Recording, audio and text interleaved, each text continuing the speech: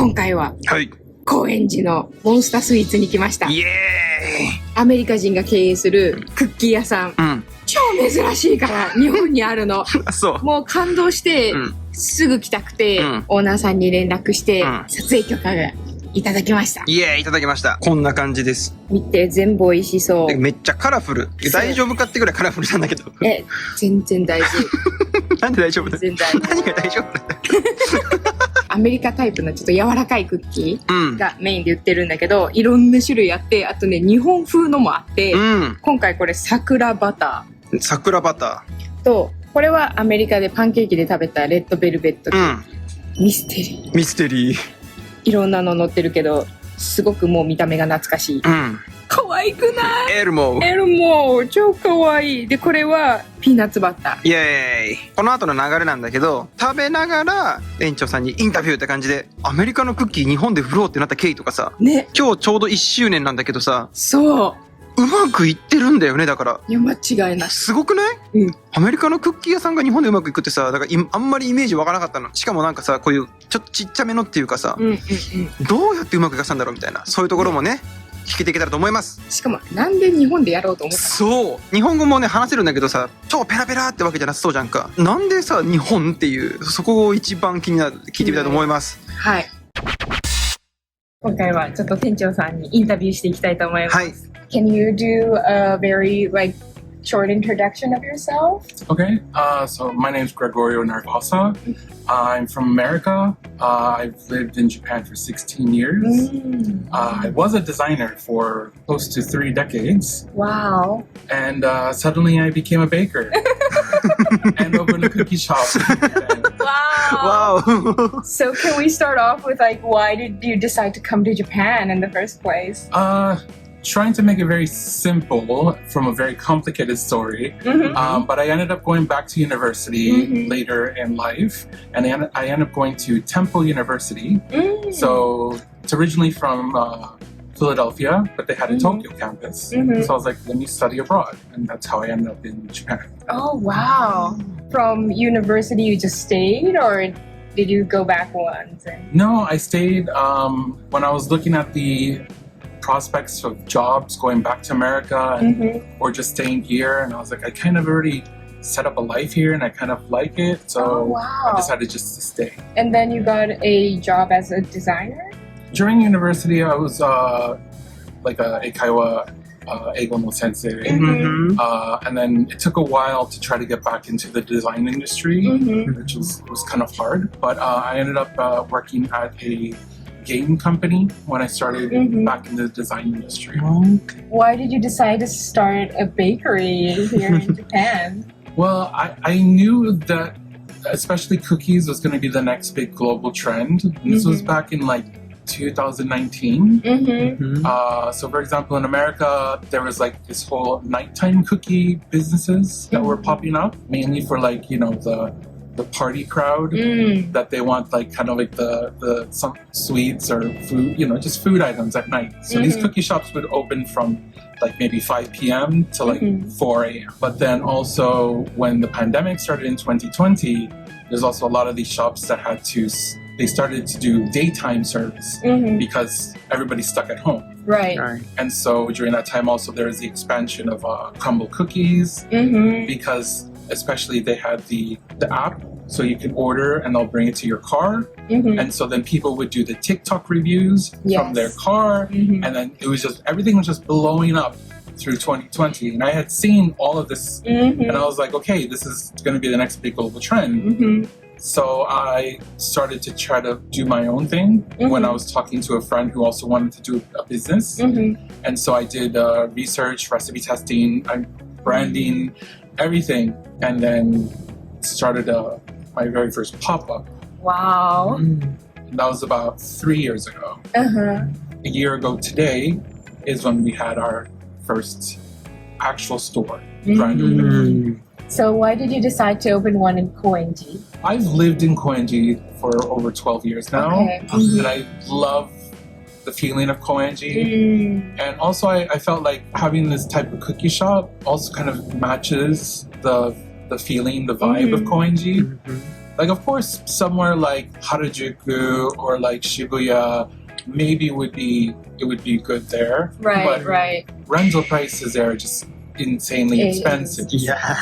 So, since I was using all of my own personal savings to start the business, I ended up finding this location. And So what was the most difficult part of starting a business in Japan?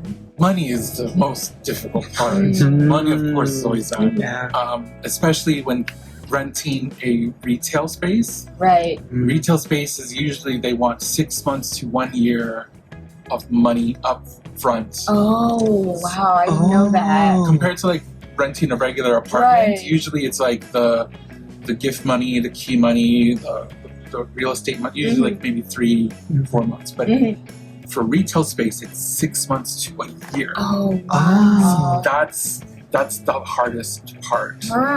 Have you been baking before, or did you start baking since like seeing all the viral cookies? You lived in America, right? Yes. So in America, there's a lot of already boxed cake mixes, boxed brownie mixes, and then like pre-made cookie dough that you can get. So I was kind of that baker, but like I would customize it, stuff like that. Right. But like baking from scratch, this was all new to me, from scratch. So how did you come up with like all these amazing ideas? Well, for visual, so for again, almost 30 years I worked in the design and marketing and all that. So my brain is an art visual type brain. I wanted all my cookies to look impactful. So when you walk up to the showcase, you're just overwhelmed with like, you know, all the different colors and textures on there. You know, traditionally when people make cookies, they just make the mix, scoop it out, plop it down, and bake it. Right. But like I don't do that. Like I put time into making them look unique. Yeah, because they're definitely unique and beautiful. Like that's one of the first things that like caught my eye when I saw your post on social media is how like amazing the cookies look, and we had so much trouble choosing because they all look amazing. And there's usually at least 15 types of cookies available every day. I thought what was really interesting is that you had like this sakura one. Yes. Like, so you kind of incorporate like a lot of Japanese culture as well. Yes. So I try to release some Japanese flavors also. They're not that popular. Unfortunately, like when people come here,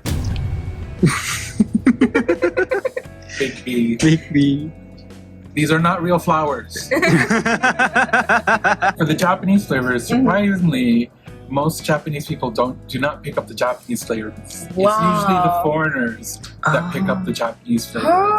That's so interesting. Yes. So right now we have kinako mochi, which you also would drizzle the kurumitsu, the black sugar, on it.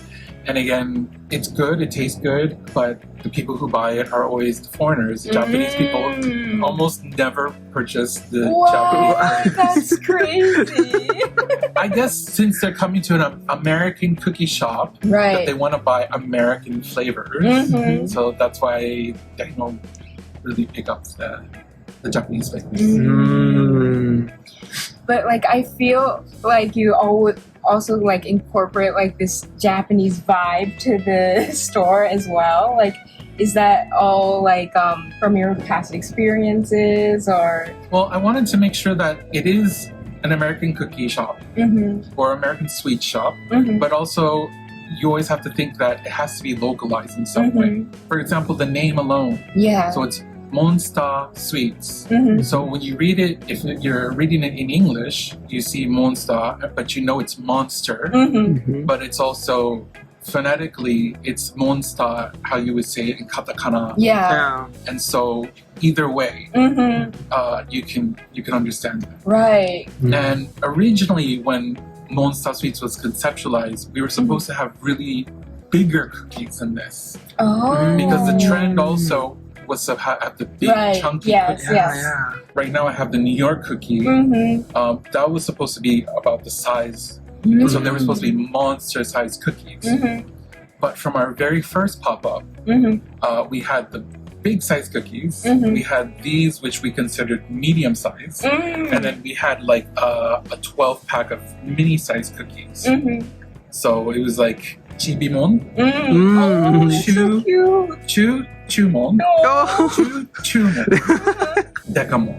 Wow. So cute. So it was supposed to be those three sizes for the monster thing. But everybody just gravitated towards our medium sized cookie because they already thought that was already too big. And so from then on, we just focused on that size cookie. Oh my gosh. I kind of wanted to see the But it was much bigger. Wow. One of my friends is also, she's been friends for a long time with Sumo-san, Konishiki. And she had brought him some cookies. And on one of his like Instagram lives, which I just happened to like look at, and then he saw Monsta Sweets pop up, and he happened to have gotten some cookies recently. And he had mentioned like, oh, you should make one that's sumo size. So I was like, oh, maybe we can like collaborate and make a. Cause he said, oh, you should call it Sumonsta. Oh. I was like, okay, so I did once make a really, really big cookie. Like it's the size of like a the Italian margherita pizza. I had made one that big, something you can slice up. Oh wow! It was just a test, but it was something that I was like, can I make it? It was made, and maybe in the future might release something like that. Oh, I would love that. I want that one.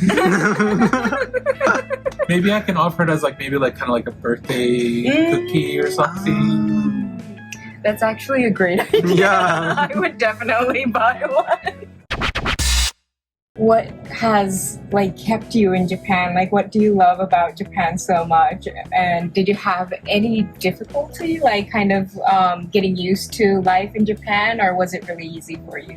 So for me, living in Japan, or a typical foreigner moving to another country, like there's a lot of people who come to Japan and they only last like 2 or 3 years because they can't assimilate or they miss home.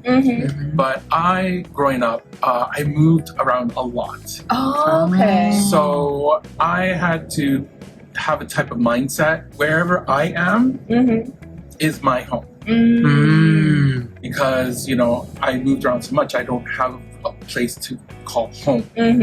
Moving here was one thing, though the very beginning, since I didn't know any Japanese, it was really difficult. I think the first weekend in my hotel room, I cried a little bit. What did I do?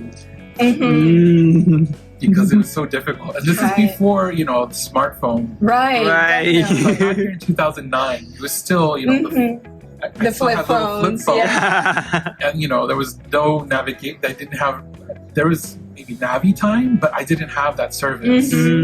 So I didn't know anything. Everything had to be like by sight. Right.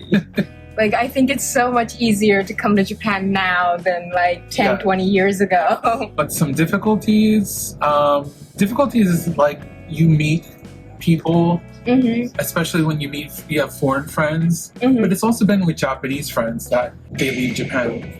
So you're friends with them for a few years, you're close, and then suddenly, I'm leaving. You're like, okay. And even some of the Japanese friends are like, I'm getting a job in Australia. Like, okay. So you're constantly having to say goodbye.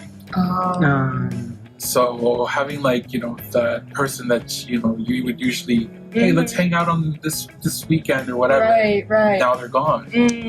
So it's kind of a revolving door of people, Yeah, especially Tokyo probably. Yes. And then when it comes to work, the difficulties is I ended up working at a lot of bad companies that would be considered barak kigyo. Right. Yeah. So, do you ever visit the States? And when you do, like, where do you usually visit? So the last time I went back was the end of December 2019 into January 2020. So I was there for a few weeks, and then that's when the pandemic hit. Oh. And then from there, I was also trying to start my business, so I was trying to save as much money as I could. And then now it's been a year of having this business open, so of course I don't have the time to go. And also the cost. It's so expensive right now. Yes, I had looked up a ticket and it was $2,000 for economy. Yeah. But when you translate that into yen, it's almost like $3,000. Right. Because right now almost all my money is in yen. Right. So I don't have the dollars. That's economy. Before that was a first class ticket. Yeah, definitely. Right now I haven't been back since just before the pandemic. Do you hope to go back or? Right now it's really not a great time. It's really weird.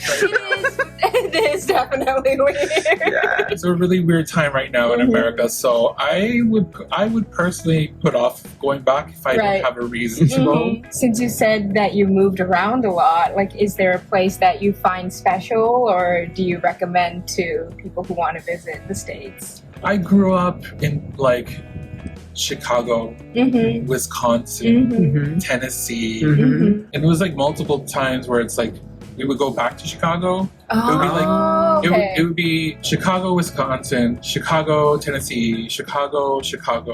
Wow. And it was like then Miami, and then multiple places in Miami. Wow. So in Miami, it is most of my life before coming to Japan. Oh, okay. I've actually never known anyone in America who's been around so much. I was able to have also different accents. Oh, right. There's the northern accent, which is a much more standard, cleaner accent. And then there's like a more, Tennessee will have that southern area accent. And then Miami has its own like Spanish influence accent. When I went back to meet my friends, eventually my Miami accent came back out. Oh, wow. And I had the intonation and speaking way of how you do in Miami. Right. Right now, because I live in Japan, I use my like neutral English accent. So it's the most easiest for people to understand. And then also, depending who I'm speaking with, I will change the vocabulary. If it was like a TOEIC level, so if this person obviously doesn't have a great English one, I will speak with much easier words. Don't use any idioms or anything when speaking. Right. Is there an accent that you miss using, or is it just like it comes back when you use it? Well, the accent would just come back when I'm with those people. A few weeks ago, I was doing a video call with one of my friends in America, in Miami, and she speaks with a very Miami accent, and I'm like, oh, I miss this. I miss that accent. Right. Are there any other things that you miss about America? For example, in Miami, there's a lot of Latin cultures, especially Cuban. And I really miss Cuban food. It's so hard to find in Japan. You can find quote unquote Cuban food, but it's not proper Cuban food. There was only one place that I went to that had the closest to like proper Cuban food. I don't know if it's still around. It was in Shimokitazawa. Can't remember the name at the moment, but they were the closest. Oh wow! And apparently the story is they're a Japanese brother and sister, but they were raised in Cuba. Oh wow! So they are Japanese, but culturally Cuban. Okay. And so I went there and I got the food. It was good, a little expensive. But the other thing was also Cuban sandwiches, which is delicious. And a lot of places have tried to offer Cuban sandwiches here, but it's just they not can't right. get it right. The biggest thing is the bread, because the way Cuban bread is made, it's this super soft, fluffy bread for one day. And if you don't eat it by that day, it turns into a rock. So for people who are going to produce Cuban sandwiches, and if they want to do Cuban bread, they would have to be baking that fresh every day. That's the one thing that's a big thing they can't do here. Have you ever tried? I don't think I've tried the Cuban sandwiches. I think a lot of like the Latin American foods are very hard to find authentic ones in Japan because like even like Mexican food, I think there are more stores that sell Mexican food now, but it's just not something that you find in America. It's very different. And like actually cookies are definitely one of the things that I crave for. And it was so hard to find in Japan. For the longest time, probably Costco was probably like the closest thing, but they're not like very freshly made. Yeah. And so I've been craving cookies like these for so long.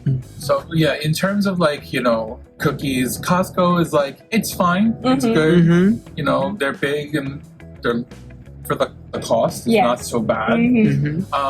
But also they're just like kind of one note in there. There are other cookie companies. Some are good, some are not so good. I've tried so many of them. I'm not going to say names. Right. But there are good ones and there are some really bad ones. I hope one of mine falls into the good ones. Well, for me, definitely. I'm already in love. They're amazing. 10食ちょっとショートでも食べちゃったんですけど、これチョコチップクッキー。はい。これ本当美味しい。柔らかい。めっちゃ柔らかいよね。塩効いてて美味しい。これがなかなか日本にない。塩が入ってないクッキーに。よくカントリーマームとか、柔らかいですよって言われるんだけど、違う。全然違う。違う。あとコストコの。美味しいんだよ。それも美味しいんだけど違う。だからコストコのクッキーもさ、出来たて美味しいって言うじゃん。確かに柔らかいんだけど、あれともやっぱ違うんだよ。これもっと柔らかい。もっと柔らかい。ほんと美味しい。これ食べましょうか。美味しい。美味しいよね。美味しい。私さ、桜味ってさ、たまに苦手なのあったりするんだけど、これめっちゃ美味しい。とろとろ。ベルートさんも行きましょうか。これめっちゃうまい。めっちゃうまくねこれ。めっちゃうまい。一番好きかも。クリームチーズがいい感じにこう甘さを緩和する。ついなんかこれミステリーボックスみたいなやつ。どうすか。これが一番さ、予想外の。ラムネみたいなの乗ってる。嘘。スーパー甘い。美味しい。なかなか日本にない味。これはない。一番食べづらいやつ。かわいいこれ。マジでかわいい。どっから食べよう。やっぱ目でしょ。ああ、固めのラムになっちゃった。マシュマロめっちゃ合う。でマシュマロがさ甘いからさ、クッキー自体はそんな甘みがないの。すごいね、ちゃんとバランス取ってる。店長のおすすめはピーナッツバター。いや、いただきます。あ、美味しい。アメリカのピーナッツバターだ。塩気が効いてるやつ。日本のピーナッツバターってちょっと甘いの。アメリカのしょっぱいピーナッツバターを使ってる。今回はね、6種類しか俺は食べてないんだけど、15あるって言ってたからさ、他のも試してみてください。で、期間限定でいろいろ入れ替えてるので。すごいね、ほんとこだわりが。So thank you so much for letting us film here and letting us try your cookies. It's been so amazing. Thank you for coming. 皆さん、モンスタースイーツ絶対来てください。本当に美味しいんで。ぜひぜひ。ぜひぜひ。アメリカを感じて。アメリカを感じてください。ここじゃないとクッキーでは感じられないと思う。ということで以上になります。ありがとうございました。